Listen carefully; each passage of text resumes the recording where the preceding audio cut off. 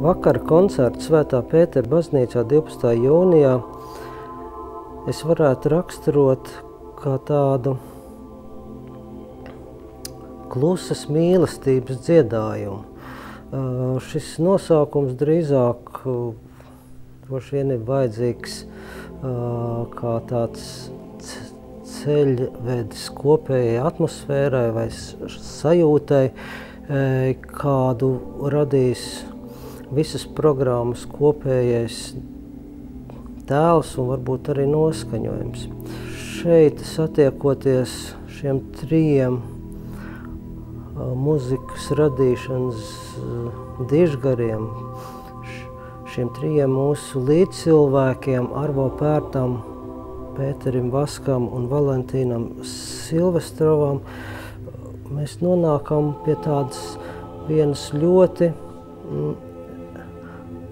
koncentrētas, klusas, bet ļoti aktīvas muzikālas izpausmes.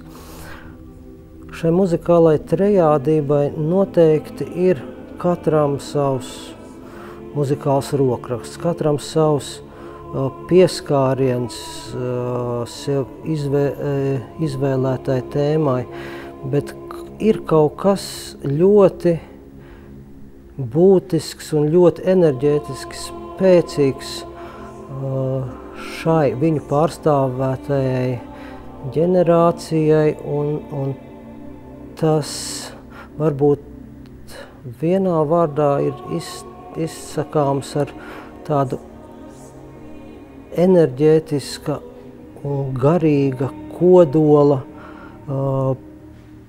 noturēšanu kaut kādā ļoti būtiskā punktā, neatveroties un neparādot visas lietas tādā kailā atklātībā.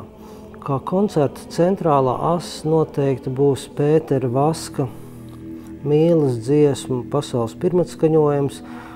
Varbūt viņas varētu arī nosaukt par klusās dziesmas 2. Šis jau ļoti zināmais Pētera Vaska opus skanēja pirms pāris 10 gadiem. Šoreiz šis brīdis ir tāds, kad ir dzimušas jaunas klusās dziesmas, kas ir veltītas mīlestībai, kas ir veltītas Imantam Ziedonim. Un tādēļ es arī šī koncerta tādu šo galveno atmosfēru vai šo galveno asi tveru kā mīlas dziesmas apoteozi, klusas muzicēšanas brīdī.